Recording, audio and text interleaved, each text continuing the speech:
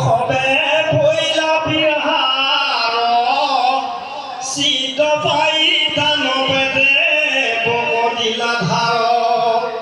চতুৰং সেনাগণ সাজি পুৰী ৰায় মহাগোবে আদোবে স্বৰ্গ গৈলা ঠাই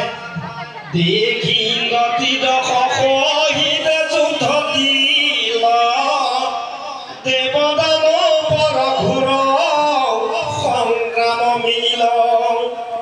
ভৈল যেন প্ৰলয় প্ৰজাৰ ক্ষয়ংকাল পৰিল অনেক সেনা দৈত দেৱতা